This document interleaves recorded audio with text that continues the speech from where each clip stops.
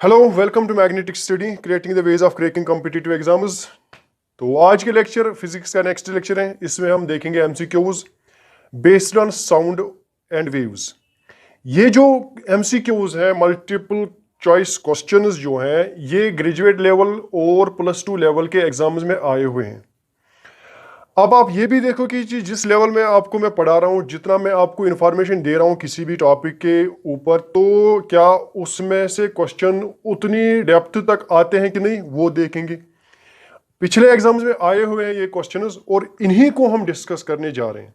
तो चलिए स्टार्ट करते हैं क्वेश्चन नंबर 1 से।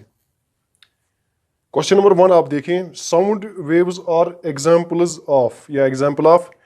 तो साउंड वेव क्या है? क्या ये लॉन्गिट्यूडनल है, क्या ये ट्रांसवर्स है, क्या दोनों है, या इलेक्ट्रोमैग्नेटिक वेव है? तो याद रखिए कि आपने लेक्चर में मैंने जो बोला था, साउंड जब हमने स्टार्ट किया था, तो साउंड के लिए मैंने बोला था आपको कि ये लॉन्गिट्यूडनल वेव होती है। कंप्रेशंस और एयर फ्रैक्शंस बन जाते हैं इसमें ट्रफ्स और क्रेस्ट्स नहीं बनते हैं, लॉन्गिट्यूडनल वेव होता है। क्लियर?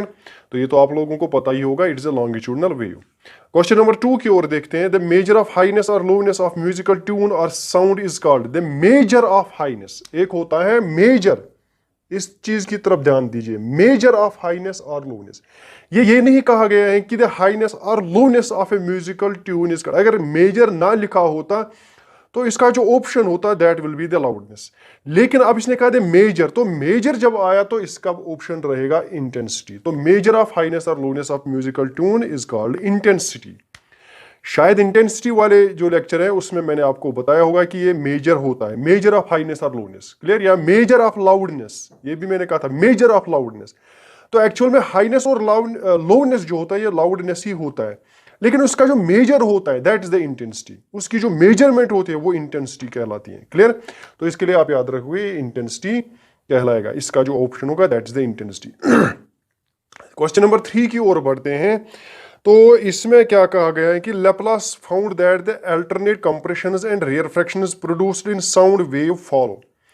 अब इसमें मैंने आपको कहा था कि दो हमारे पास ये वेलोसिटी ऑफ साउंड जो वाला जो टॉपिक है, ये उसी में क्वेश्चन है कि जो वेलोसिटी ऑफ साउंड है, मैंने दो मेजरमेंट्स दिए आपको। एक था न्यूटन वाली कैलकुलेशन, एक थी लैप्लास कैलकुलेशन। अब न्यूटन ने क्या एज्यूम किया था दैट न्यूटन ने कहा था कि ये आइसोथर्मल हो रहा है, हीट एक्सचेंज होता है, क्लियर, विथ सराउंडिंग, लेकिन टेम्परेचर इंक्रीज डिक्रीज नहीं होता है। लेकिन लैप्लास ने क्या कहा था? It is adiabatic, it is adiabatic. अब आप इस लेक्चर को देखोगे, जो साउंड का जो साउंड में जो वेलोसिटी है, स्पीड ऑफ साउंड वाला अलग लेक्चर मैंने दिया था, उसी में ये क्वेश्चन से उसी में क्वेश्चन उठाया गया है। तो इसमें जो है वो है एडियाबैटिक लॉ। क्लियर? तो साउंड लैप्लास ने, अगर यहाँ पर न्यूटन होता है तो न्यूटन के लिए आइसोथर्मल था, और अब लैप्लास कहा गया तो लैप्लास ने क्या कहा था? ये एडियाबैटिक लॉ फॉलो करता है। क्लियर? तो नेक्स्ट क्वेश्चन की ओर बढ़ते हैं, क्वेश्चन नंबर 4 की ओर। क्वेश्चन नंबर 4 आप देखिए क्या लिखा है। Which property of wave distinguishes between transverse and longitudinal. इसका क्या मतलब है? तो इस चीज को समझ लीजिए आप कि यहाँ पर आपको ये बताया गया है कि कौन सी प्रॉपर्टी की distinguish between transverse and longitudinal wave. अब आपको क्या करना है, मैंने आपको बता दिया कि ये लॉन्गिट्यूडनल वेव्स की प्रॉपर्टीज और ट्रांसवर्स वेव्स की प्रॉपर्टीज एक फर्स्ट लेक्चर या सेकंड लेक्चर में। अब उसमें आपको क्या देखना है? अब आप पहले ये देखिए कि ऑप्शंस क्या क्या है। रिफ्रैक्शन, इंटरफेरेंस, डिफ्रैक्शन और पोलराइजेशन।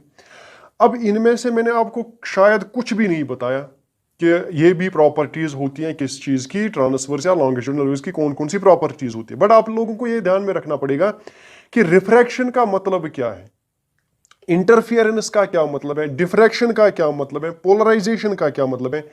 ये थोड़ा सा एडवांस्ड लेवल है, +3 के लिए ये कंपलसरी है, इसमें से क्वेश्चन बनता है। तो आप समझ लीजिए ये जो यहाँ पर ये क्वेश्चन है ये +3 लेवल के लिए है।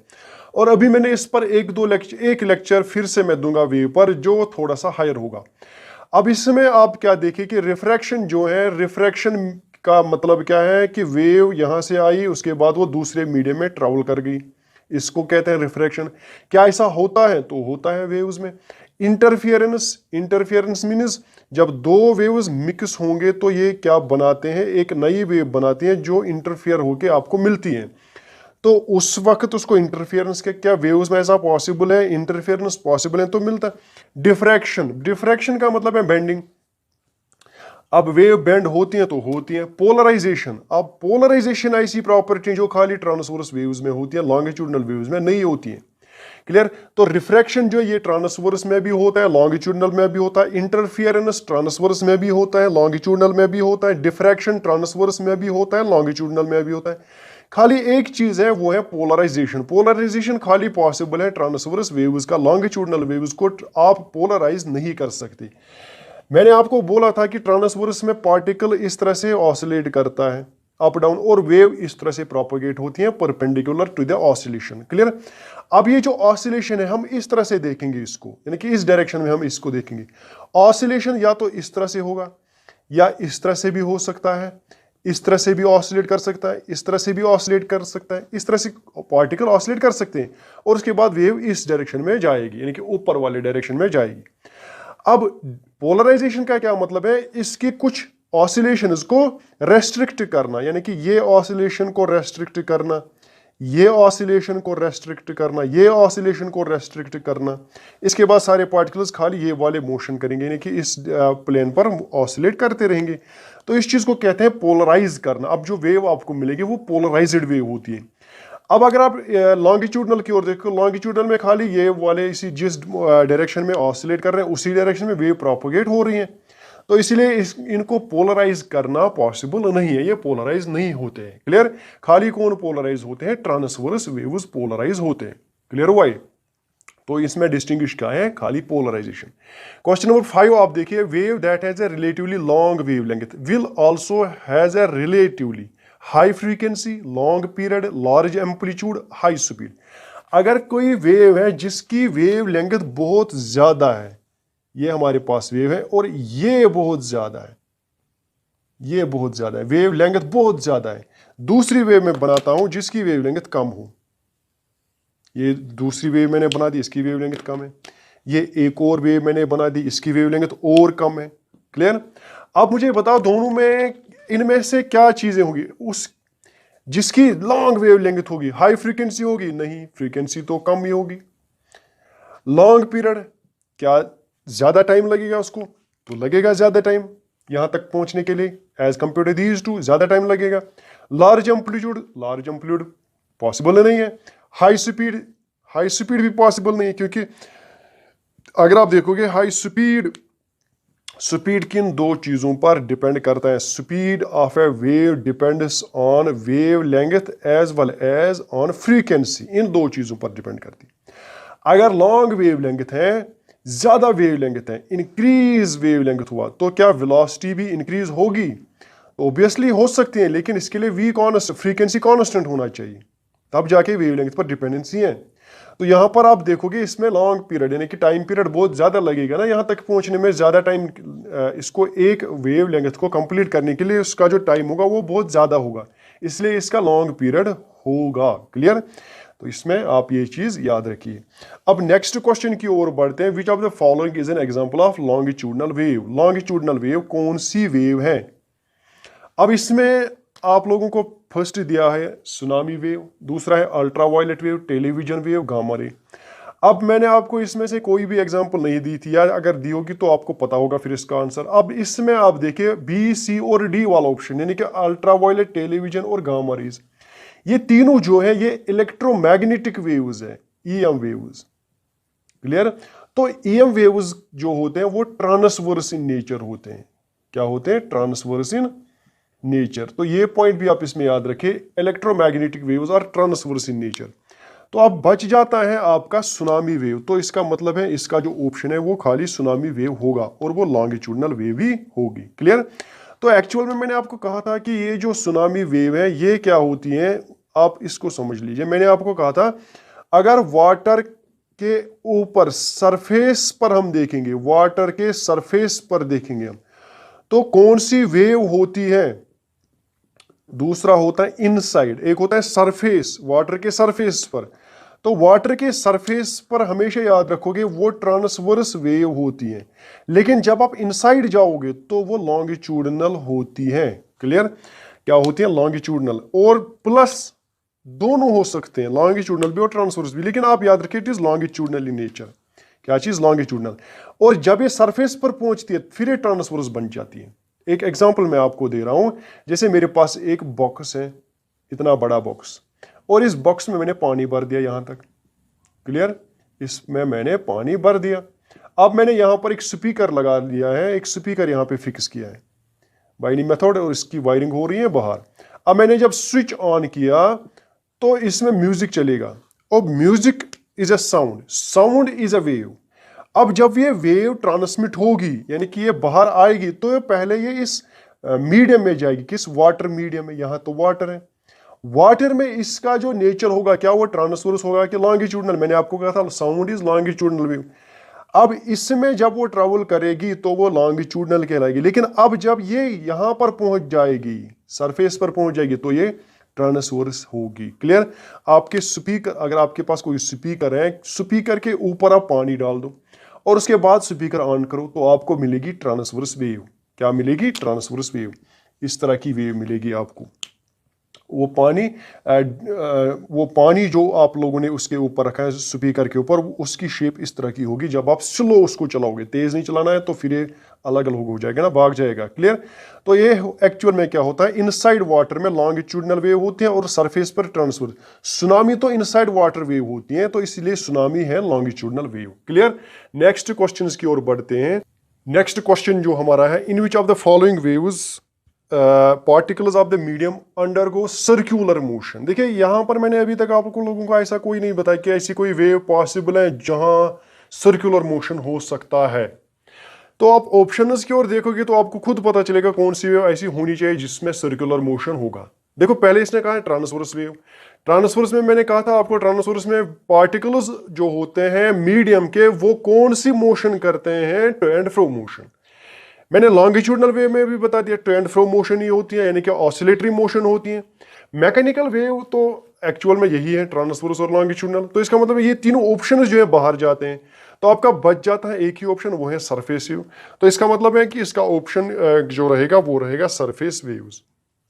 क्या सरफेस वेव्स में सर्कुलर मोशन होती है? तो अब आप लोगों ने देखा होगा कि जब जो टाइड्स, जब आप देखते हो समंदर में जब लहरें आती हैं, तो वो इस प्रकार की होती हैं, इस तरह की होती हैं। क्लियर? थोड़े से कर्व्ड होते हैं, इस तरह की कर्व्ड होते हैं वो। क्लियर? तो इसका मतलब क्या है कि वो सर्कुलर मोशन एग्जीक्यूट करते हैं। क्लियर हुआ है? तो इसका ऑप्शन आप सरफेस वेव्स ही रखोगे। इस तरह नेक्स्ट है, the amount of displacement from the equilibrium और rest position that is equal to 1/2 of wave height is known as. देखो क्या कहा इसने, हमारे पास ये वेव है, ये हमारे पास वेव है, एक वेवलेंथ मैंने कंप्लीट की। अब इसने क्या कहा, the amount of displacement from the equilibrium position. मैंने आपको कहा था ये इक्विलिब्रियम पोजीशन होती है, यानी कि ये वाली पोजीशन, ये जो लाइन है इक्विलिब्रियम पोजीशन होती है। अगर डिस्टर्ब ना हुआ हो मीडियम तो सारे पार्टिकल्स इसी पोजीशन पर होंगे। अब जब डिस्टर्बेंस मिली, अब कुछ पार्टिकल्स ऊपर गए, फिर कुछ पार्टिकल्स नीचे गए। क्लियर? ऑसिलेट कर रहे हैं ना ऊपर नीचे, तो कुछ पार्टिकल्स ऊपर गए, कुछ पार्टिकल्स नीचे गए। अब इसने कहा कि the amount of displacement from the equilibrium position और rest position that is equal to 1/2 of the wave. ये तो फुल वेव है, अब 1/2 ऑफ मीन्स ये वेव। क्लियर? और displacement, amount of displacement from equilibrium, कि ये वाली डिस्टेंस, इस डिस्टेंस को हमने क्या नाम दिया था? एम्पलीट्यूड, टाइम पीरियड, फ्रीक्वेंसी और ट्रफ। तो इस सारे को तो ट्रफ कहते हैं, लेकिन इस डिस्प्लेसमेंट को हम क्या कहते हैं? एम्पलीट्यूड। इस डिस्प्लेसमेंट को हम कहते हैं एम्पलीट्यूड। क्लियर? ये कितना ऊपर है, फ्रॉम मीन पोजीशन से कितना ऊपर है पार्टिकल, तो उसको हम एम्पलीट्यूड कहेंगे। क्लियर? तो इसका ऑप्शन रहेगा एम्पलीट्यूड। नेक्स्ट क्वेश्चन की ओर बढ़ते हैं। तो ये तो सबको पता ही होगा कि loudness of sound is measured in units called. अब लाउडनेस जो है वो साउंड का उसका जो मेजरमेंट वाला यूनिट है वो क्या है? हर्ट्ज है, ओम्स है, डेसिबल्स है या मोल्स है? तो इसका तो सबको पता ही होगा, इसका ऑप्शन जो रहेगा वो रहेगा डेसिबल्स। क्लियर? तो नेक्स्ट क्वेश्चन की ओर बढ़ते हैं। नेक्स्ट क्वेश्चन हमारा है, which waves can not be transmitted through vacuum. इनमें से कौन सी वेव वैक्यूम के थ्रू ट्रांसमिट नहीं हो सकती हैं? तो इसमें आप लोग अगर ऑप्शंस देखोगे तो आपको लाइट वेव है, हीट वेव है, साउंड वेव है और इलेक्ट्रोमैग्नेटिक वेव है। तो वैक्यूम में कौन सी वेव ट्रेवल नहीं करती है? तो सिंपल सी बात है, इसमें साउंड वेव्स ट्रेवल नहीं करती हैं, क्योंकि लाइट सन से हमारे पास आती है, वैक्यूम से आती है, हीट हमारे पास आती है, सन से आती है। इलेक्ट्रोमैग्नेटिक वेव यही है, लाइट और हीट, और इलेक्ट्रोमैग्नेटिक वेव खाली बच जाता है साउंड वेव। तो इसका ऑप्शन जो रहेगा वो रहेगा साउंड वेव। क्लियर? इसका ऑप्शन साउंड वेव रहेगा। विच of the following represent speed of sound wave? इसने साउंड की स्पीड नहीं कहा, बल्कि साउंड वेव की स्पीड कहा है। क्लियर? तो याद रहे, विच of the following represent speed of sound waves. Wave की जो जनरल स्पीड होती है वो क्या होती है? Wavelength times frequency. तो अगर साउंड वेव का है तो यहां पर भी वही चीज रहेगा, that is wavelength times frequency. तो वेवलेंथ टाइम्स फ्रीक्वेंसी का ऑप्शन मीन्स ये वाला ऑप्शन है। तो इसके लिए आप लोगों को याद होगा कि v is wavelength lambda times frequency. मैंने एफ से रिप्रेजेंट किया था, तो यहाँ पर फ्रीक्वेंसी न्यू से रिप्रेजेंट किया है, तो एक ही बात है। क्लियर? इसी तरह नेक्स्ट क्वेश्चन है, which is the what is the relationship between the frequency and pitch of the sound. तो ये भी मैंने आपको फ्रीक्वेंसी और पिच के वक्त बोला था कि that pitch is directly proportional to frequency. अब आप खुद देखिए कि मैंने जो आप लोगों को पढ़ाया कि उसी के रेस्पेक्ट में भी क्वेश्चन आते हैं, यानी कि मैंने ज्यादा डीप भी नहीं पढ़ाया, और जितना डीप पढ़ाया है उसी पर से क्वेश्चंस बनते हैं। क्लियर? तो अगर pitch is directly proportional to frequency means higher the frequency higher the pitch. Clear? Lower the frequency higher the pitch, तो ये तो नहीं आएगा। Pitch does not depend upon frequency, तो डिपेंड तो करता है। नन ऑफ द वो ये भी नहीं, तो इसका मतलब है ऑप्शन ए बच जाता है, यही रहेगा इसका option. Higher the frequency higher the pitch, pitch is directly proportional to frequency, कहा है मैंने एक लेक्चर में जब हमने पिच पढ़ा था। तो बढ़ते हैं नेक्स्ट क्वेश्चन की ओर। इसमें क्या कहा गया है? Cell phones including smartphones give off a form of energy known as. तो अब आपको कि ये जो है ये एनर्जी के वाले लेक्चर में तो नहीं है, यानी कि एनर्जी वाले टॉपिक से नहीं उठाया गया, नहीं, ये इसी टॉपिक से उठाया गया। लाइट या जो मैंने अभी पढ़ा है कि वेव्स में से ही उठाया गया है। अभी में हमने एक टाइप ऑफ वेव नहीं पढ़ा है, इलेक्ट्रोमैग्नेटिक वेव, उसका जो टाइप्स भी हमने नहीं पढ़े हैं, वो लेक्चर मैं भी आपको प्रोवाइड करूंगा नेक्स्ट सीरीज में। जब हम चलेंगे आगे तो वो भी आएगा आपका भी। वेव्स हमारा कंप्लीट नहीं हुआ है। तो इसमें क्या ऑप्शन सही है? तो क्या वो गामा रेज है? नहीं। गामा रेज क्या वो एक्सरेज है? नहीं। क्या वो रेडियो फ्रीक्वेंसी है या माइक्रोवेव्स? तो ध्यान रहे, जो गामा रेज है ये सारे जो है ये सारे फैमिली है इलेक्ट्रोमैग्नेटिक वेव्स की, ये सारी इलेक्ट्रोमैग्नेटिक वेव्स है। गामा रेज हायर फ्रीक्वेंसी है, बहुत ज्यादा ताकतवर होती हैं ये रेज। एक्स रेज उससे थोड़े से कम, माइक्रोवेव्स बहुत कम, लेकिन रेडियो फ्रीक्वेंसी जो है एक्चुअल में यही वेव्स जो होती हैं इन पर हमारे रेडियोज भी काम करते हैं, सेलफोन्स भी काम करते हैं और टेलीविजन्स भी काम करते हैं। लेकिन टेलीविजन्स को हमने अलग से एक रेंज दिया, उसको टेलीविजन रेज भी बोलते हैं। क्लियर? तो अगर वहां पर टेलीविजन अलग नहीं रखा गया है तो आप उसको रेडियोज वेव्स में ही याद रखोगे। क्लियर? तो उसके बाद हम आगे बढ़ते हैं नेक्स्ट क्वेश्चन की ओर। नेक्स्ट क्वेश्चन आपके पास है, what is the measure of the response of the ear to the sound. तो उसको क्या नाम देते हैं? यानी कि measure of the response of the ear to the sound, इस चीज का क्या नाम है? Measure of the response of the ear to the sound.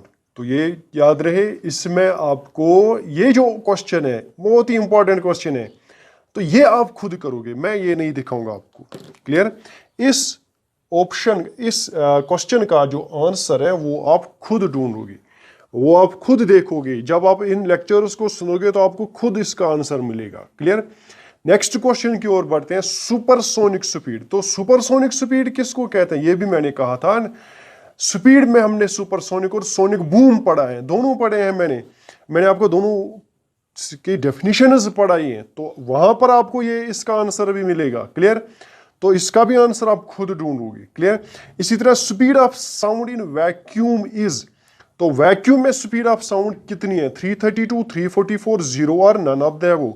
तो इस तीन ऑप्शन, ये जो तीन क्वेश्चंस है इनका आप स्क्रीनशॉट लोगे, उसके बाद इनके आंसर्स जो है वो कमेंट सेक्शन में प्रोवाइड करोगे।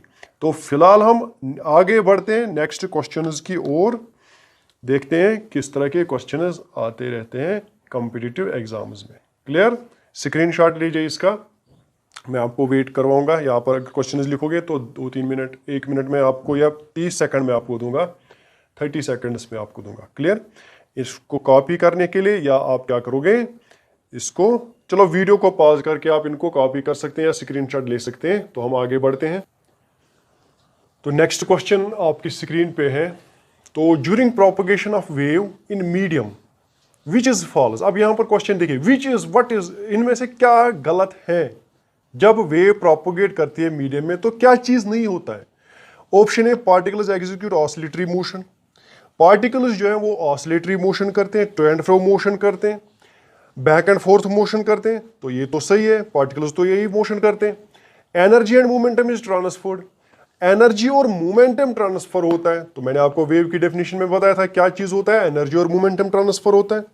Particles move in the direction of wave. जो पार्टिकल्स मीडियम के वो वेव की डायरेक्शन में मूव करते हैं। क्या ये सही है। नेक्स्ट की बढ़ते हैं, नेक्स्ट ऑप्शन की बढ़ते हैं। Particles does not move in the direction of wave. Particles does not move in the direction of wave. आप ये दोनों तो इसमें ठीक है, सही है। अब इन दोनों में से आपको चूज करना है सही क्या है। Clear. Particles move in the direction of wave, क्या ये सही है। मैंने आपको कहा था वेव में पार्टिकल्स ऑफ द मीडियम जो है वो वेव की डायरेक्शन में मूव नहीं करते हैं, बल्कि अपनी पोजीशन पे ऑसिलेटरी मोशन करते हैं। तो वो particles does not move in the direction of wave, ये सही। लेकिन हमें फॉल्स देखना, तो फॉल्स आपका रहेगा option c, particles move in the direction of wave, ये इस गलत ऑप्शन है। क्लियर।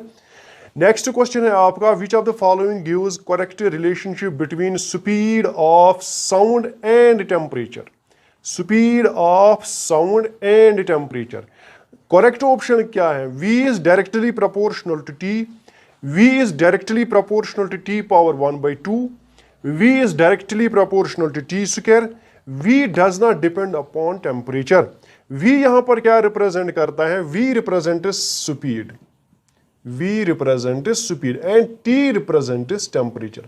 जब मैंने आपको कैरेक्टरिस्टिक्स बताया, जब मैंने आपको स्पीड ऑफ साउंड और टेम्परेचर के बीच की रिलेशन पढ़ी, मैंने आपको वहां पे कहा था कि वेलोसिटी जो है it is directly proportional to under root of T। क्या चीज, ये वाला ऑप्शन मैंने आपको कहा था। अब इन चारों में से ये ऑप्शन आपको ढूंढना है। तो आप लोगों को पता है कि B जो है T पावर 1/2, इसका मतलब है अंडर रूट T। क्लियर। तो वेलोसिटी और टेम्परेचर में ये रिलेशन है। क्लियर, करेक्ट रिलेशनशिप यही है। नेक्स्ट क्वेश्चन की ओर बढ़ते हैं।